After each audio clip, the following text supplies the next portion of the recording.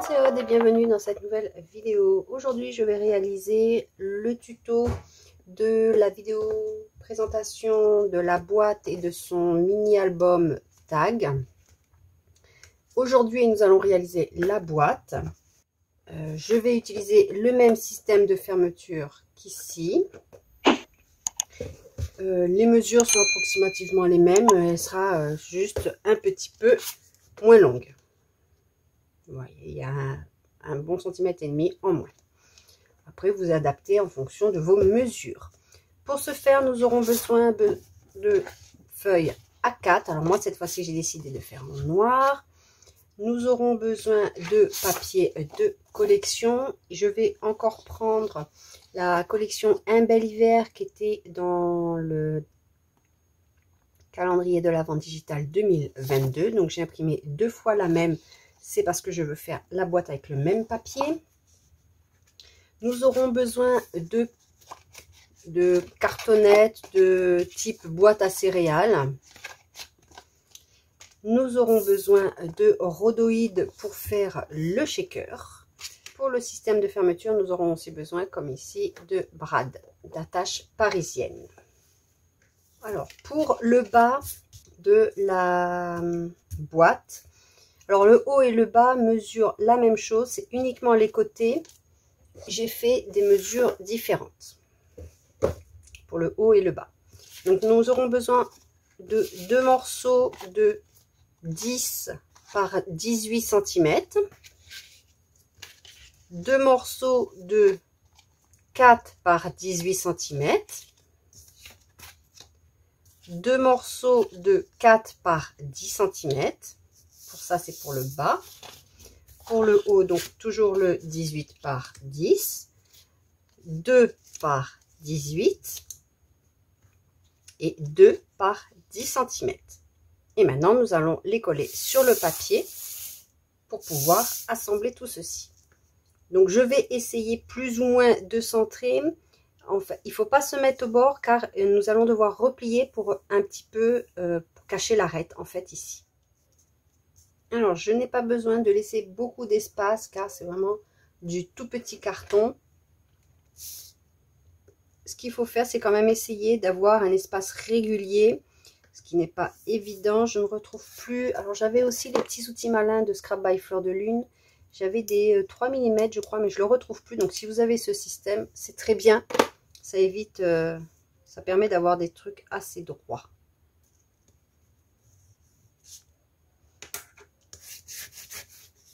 Donc, pas besoin de quelque chose de très large au niveau de l'espace.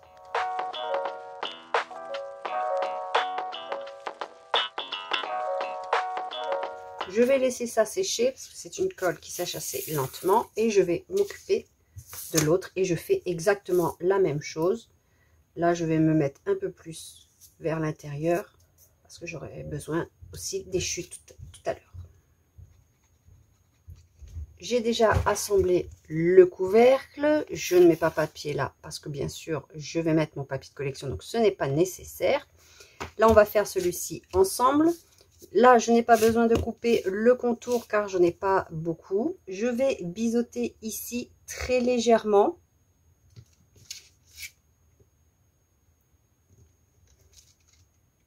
Et je le fais sur les 4.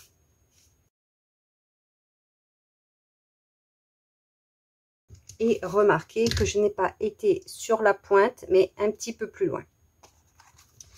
Et ensuite, je n'ai plus qu'à rejoindre ici.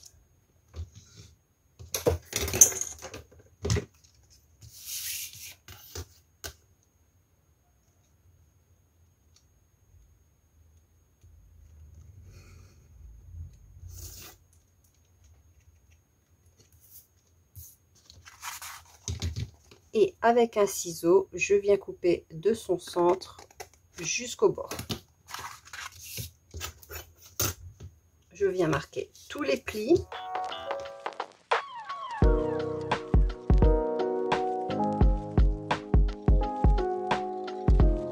Là, c'est l'erreur de tout à l'heure.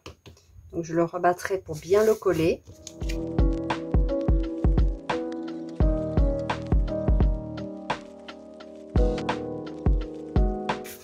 Et maintenant, je vais venir coller en mettant une languette à l'extérieur, une languette à l'intérieur. Je mets bord à bord et je colle.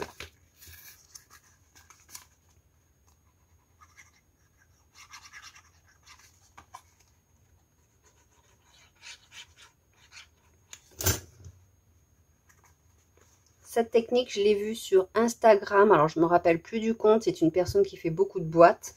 Et elle faisait comme ceci et je trouvais que c'était pas mal.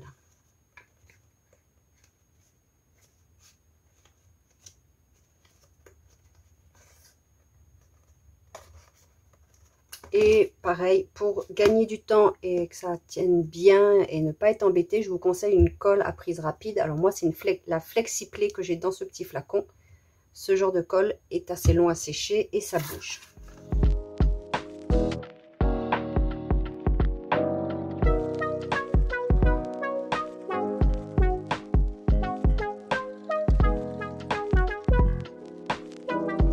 Là, ça a déjà pris forme.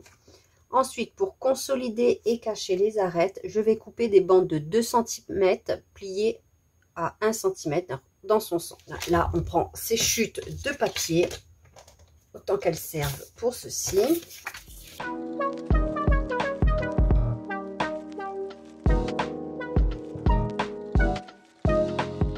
Je vais en mettre dans le fond et sur les arêtes ici. Et seulement après, je vais venir rabattre mes ailettes ici.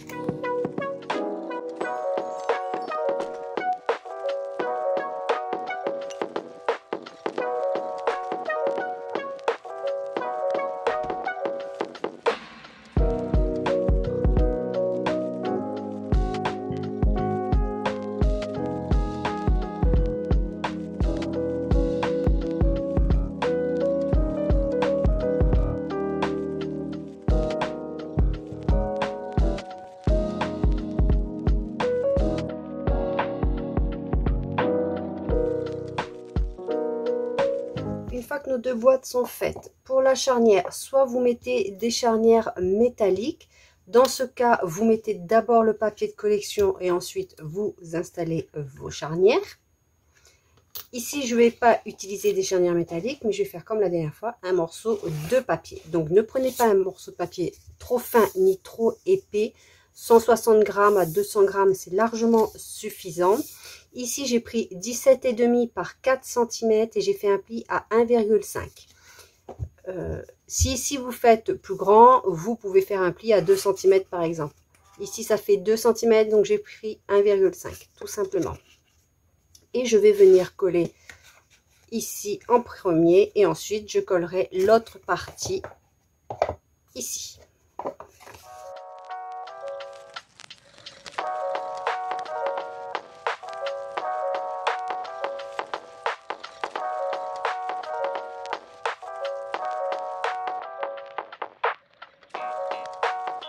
Alors tout à l'heure je n'ai pas pensé, mais vous pouvez très bien faire en sorte que vous ayez par exemple les deux triangles du même côté. Ça évitera d'avoir ceci, ce serait peut-être un petit peu plus joli.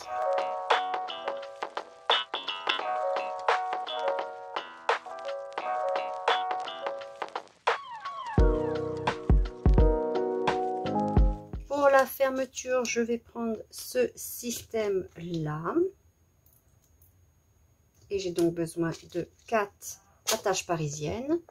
Pour percer, vous prenez soit un picot, soit une toute petite perforatrice. Celle-ci a fait des tout petits trous. J'ai besoin de coller d'abord le papier sur l'extérieur.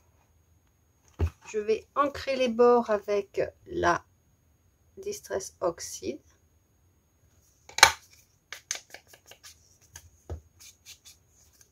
J'ai pris un papier et j'ai fait la découpe qui se suit pour le bas et le haut.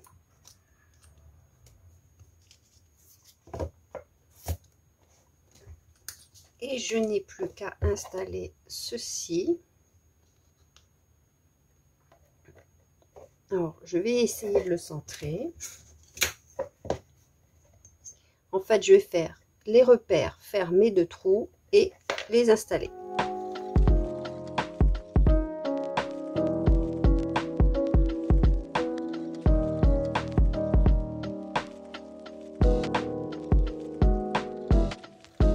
si vous en avez des fermoirs qui sont plus grands ici, c'est mieux parce que là mes trous sont vraiment très près du bord. Donc pour cacher au dos, c'est très juste.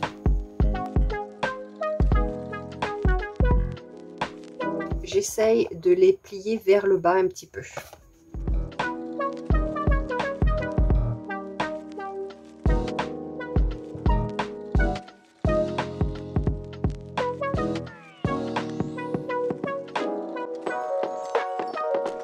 Maintenant, je n'ai plus qu'à mettre le papier tout autour. Mais avant cela, je vais vous montrer le shaker. Alors, le shaker, c'est un fichier de découpe qui se trouve déjà en boutique depuis quelques temps déjà. Et j'ai simplement décidé de le réutiliser. Alors, je crois que c'était dans l'album Choupinette. Donc, de toute façon, je vous mettrai le lien dans la barre de description. Donc, j'ai déjà marqué tous mes plis. Je vais mettre ici un premier rhodoïde.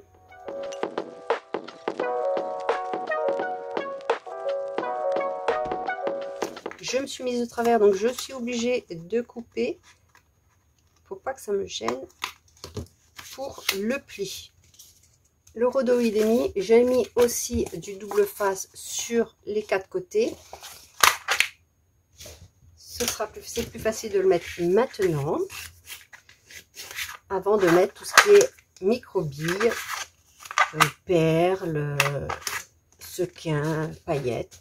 Alors là, je ne vais pas mettre de paillettes pour pas avoir le problème que j'ai eu ici, c'est-à-dire que toutes mes paillettes sont restées collées sur le rhodoïde. Même si j'avais mis, vous savez, le talc, là, ça n'a pas fonctionné pour autant. Donc là, je vais mettre des sequins et des micro-perles. Mais avant ça, je vais fermer ici les bords du cadre. Alors, je rabats d'abord les deux côtés les plus grands.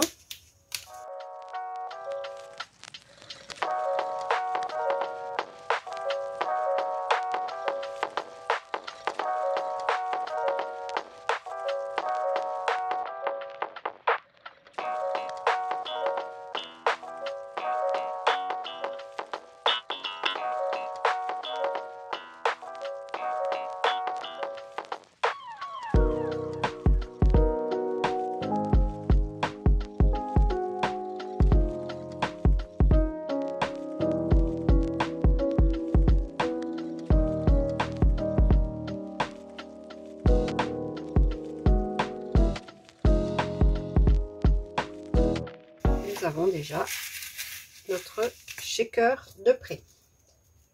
Je n'ai pas découpé ces fichiers avec la silhouette. Depuis que j'ai donc le stylo de rainage, dont vous m'avez vu l'utiliser là,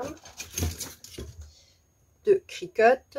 Donc j'ai découpé le fichier avec les SVG, disponible aussi dans le même pack, et le stylo de rainage. Comme j'ai dit la dernière fois, il faut simplement, parce que moi sur silhouette c'est en bleu et je mets en taillé. Sur les SVG, tout est en ligne et c'est à vous de mettre les traits, les plis. Vous mettez rainage ou rainuré, je sais plus comment ça s'appelle. Donc vous avez juste à les sélectionner et le faire. Je peux pas faire autrement. Donc, mais vous voyez, c'est tout à fait faisable. J'ai déjà aussi découpé le papier de collection. Il y a aussi ce fichier là. Donc c'est pour faire une pochette. Alors soit vous enlevez cette partie là. Et c'est ce que j'avais fait pour l'autre. Vous ne gardez que celle-ci qui vient comme ceci pour avoir ici la photo que l'on vient glisser au dos. Donc je vais peut-être laisser noir. Moi j'aime bien aussi. Si vous ne voulez pas laisser noir, vous avez aussi la découpe du papier de collection à mettre ici. Oh non, je vais la découper. Comme ça, quand il n'y aura pas la photo, il y aura quand même un fond. Donc vous avez le fichier de découpe. Là, je ne l'ai pas utilisé.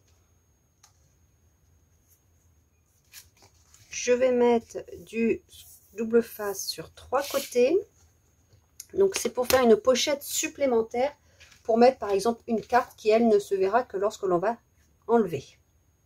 Et maintenant on va venir mettre ici du scotch double face également.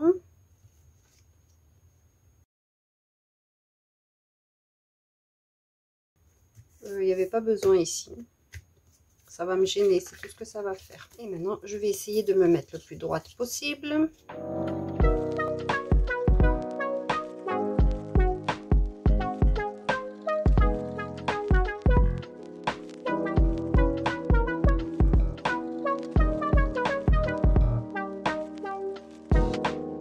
Alors, nous avons une première pochette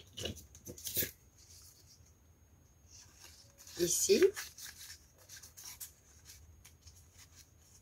Voilà, mettre la photo avec les sequins qui viennent devant.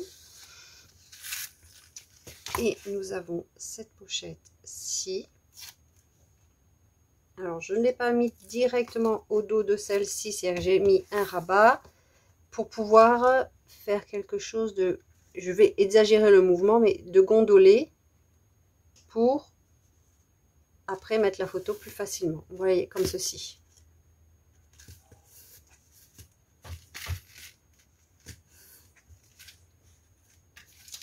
Ici, donc par en haut. Donc je ne peux pas mettre d'onglet, sinon quand je vais l'ouvrir, je peux abîmer. Et j'ai aussi une pochette à l'avant qui ne se voit pas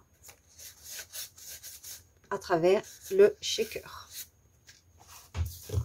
Voilà, alors là j'ai simplement été plus rapide car j'ai découpé avec la Cricut. Par contre je ne sais pas encore comment on fait parce que là j'aurais pu mettre au moins un élément ici ou peut-être même, oui, il y a une découpe, j'aurais pu la mettre ici. Je ne sais pas comment on fait, ça me l'a pas mise, donc je ne sais pas comment on fait pour passer parce qu'automatiquement il me l'a mis sur 2 tapis, 2 feuilles à 4 et je ne sais pas comment on fait parce que par exemple là ça rentrait, mais je ne sais pas comment on fait. La silhouette c'est beaucoup plus facile je trouve.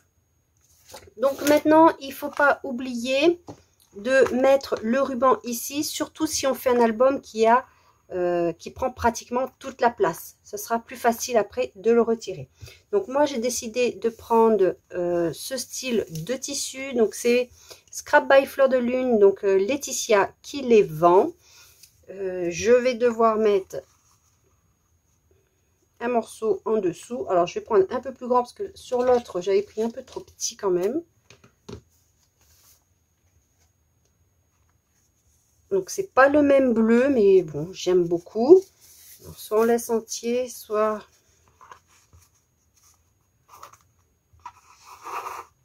je vais simplement mettre du double face sur celui-ci. Je couperai l'excédent plus tard.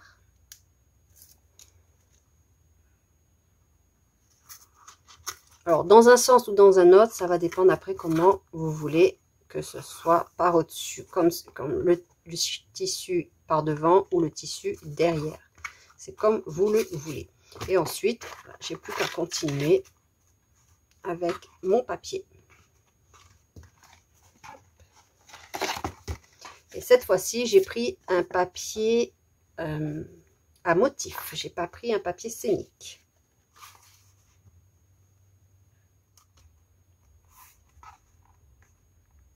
Et voilà. Après, quand je vais mettre le mini, il faudra qu'il soit un petit peu plus petit que celui-ci. J'aurai juste à tirer sur mon ruban pour pouvoir l'attraper très facilement. Alors maintenant, pour ici, ce que je vais faire, soit vous mettez comme ceci directement, soit vous prenez une chute de papier. On va faire un pli à 1 cm pour commencer en bas et sur le côté. 1 cm. Je vais venir biseauter.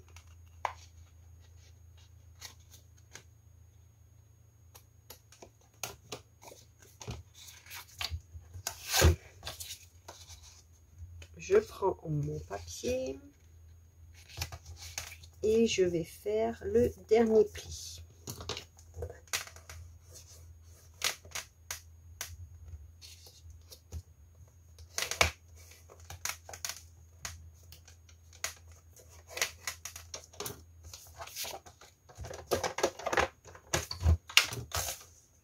Je coupe 1 cm après le pli et je biseaute.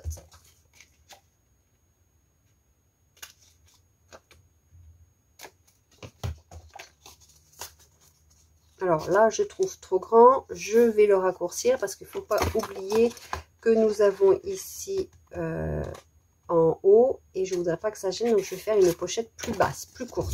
Donc là, j'ai 9,5. Alors au final, mon papier mesure 5 par, on va dire à peu près 19,5 et j'ai fait 3 plis. Bien sûr, vous pouvez faire plus ou moins grand, c'est comme vous le souhaitez.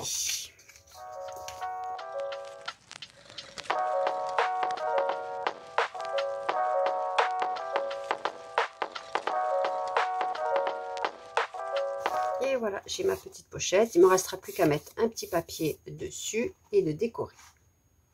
Et maintenant, je vais coller mon petit shaker. Comme ceci ou comme ceci. Cela va dépendre. Si je mets la... Oui, ce que je vais faire, voilà. Là, je mets la fente pour la photo, donc celle où on voit à travers en bas. Et en haut, celle pour mettre, par exemple, un tag ou autre. J'espère que cette vidéo vous aura plu.